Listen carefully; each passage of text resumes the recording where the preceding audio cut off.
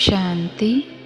सुनते हैं 17 नवंबर 1969 को चले हुए बाप दादा के मधुर महावाक्यों का मंथन। टाइटल है फर्श से अर्श पर जाने की युक्तियाँ। बड़े प्रेम और एकाग्रता से सुनेंगे। बाप दादा हर एक को नई बात के लिए ही बुलाते हैं। अधर कुमारों को विशेष इसलिए बुलाया है, पहले तो अपना जो गृहस्थ व्यवहार बनाया है उसमें जो उल्टी सीढ़ी चढ़ी है, उस उल्टी सीढ़ी से नीचे उतरने के लिए बुलाया है। गृहस्थ व्यवहार जो बनाया है उसमें जो उल्टी सीढ़ी चढ़ी है, उस उल्टी सीढ़ी से नीचे उतरने के लिए बुलाया है। और उल्टी सीढ़ी से उतार कर फिर किस में चढ़ाना है? अर्श से फर्श पर, फिर फर्श से अर्श पर। बाबा ने कहा पूरी जब उतर जाएंगे तब चढ़ने में देरी नहीं लगेगी, लेकिन उतरते उतरते कहाँ न कहाँ ठहर जाते हो। तो अब समझा किस लक्ष्य से बुलाया है। 63 जन्मों में कुछ उल्टी सीढ़ी चढ़े तो वह पूरी ही उतरनी पड़े। फिर चढ़ना भी उतरना सहज है और वह चढ़ना सहज है। बाबा ने कहा फिर चढ़ना सहज है या उतरना सहज है? उतरना सहज है या वो भी मुश्किल है? अभी आप जो पुरुषार्थ कर रहे हो वह उतर कर चढ़ने का कर रहे हो कि सिर्फ चढ़ने का ही कर रहे हो? कुछ मिटा रहे हो, कुछ बना रहे हो, दोनों काम चलता है ना। आपको मालूम है लास्ट पौड़ी मना सीढ़ी कौन सी उतरनी है? इस देह के भान को छोड़ देना है। जैसे कोई शरीर के वस्त्र उतारते हो तो कितना सहज उतारते हो, वैसे ही यह शरीर रूपी वस्त्र भी सहज उतार सको और सहज ही समय पर धारण कर सको। इसको यह अभ्यास पूर्ण रीति से सीखना है।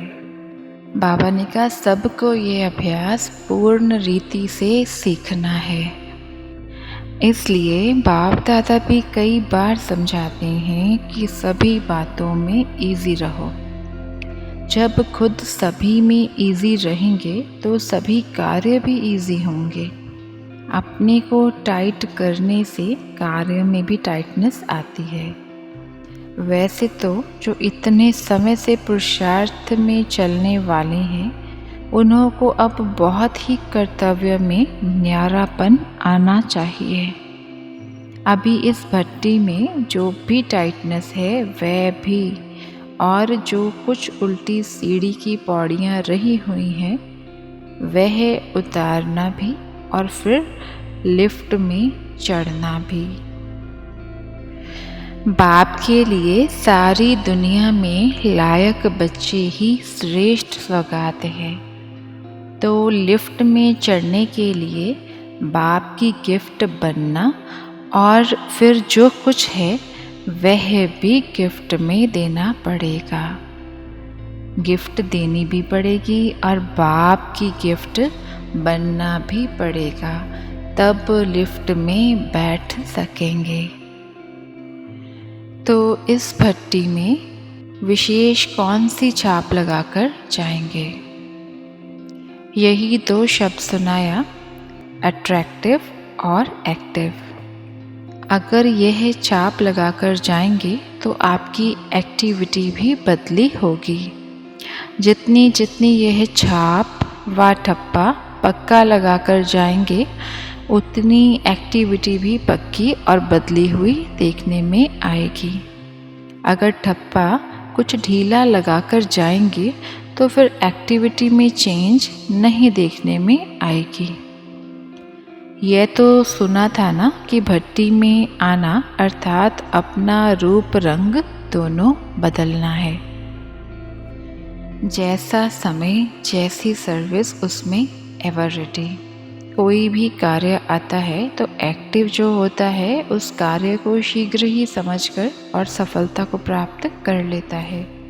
जो एक्टिव नहीं होते तो पहले कार्य को सोचते रहते हैं। सोचते सोचते समय भी गंवाएंगे, सफलता भी नहीं होगी। एक्टिव अर्थात एवर रेडी। हर्षित का अर्थ ही है अतीन्द्रिय सुख में झूमना। ज्ञान तो सुमरन करके हर्षित होना। अव्यक्त स्थिति का अनुभव करते अति इंद्रिय सुख में आना, इसको कहा जाता है हर्षित। हर्षित मन से भी तन से भी दोनों से होना है। ऐसा जो हर्षित होता है वही आकर्षित होता है। छोटी छोटी बातों के अधीन बन जाते हो, अपनी ही रचना के अधीन बन जाते हैं। लौकिक बच्चे तो भले हैं लेकिन अपनी ही रचना अर्थात संकल्पों के अधीन हो जाते हैं। अपने आप से पूछो कि बच्चा बना और पवित्रता सुख शांति का अधिकार प्राप्त किया। अगर अधिकार छूट जाता है तो कोई बात के अधीन बन जाते हो, तो अब अधीनता को छोड़ो, अपने जन्मसिद्ध अधिकार को प्राप्त करो।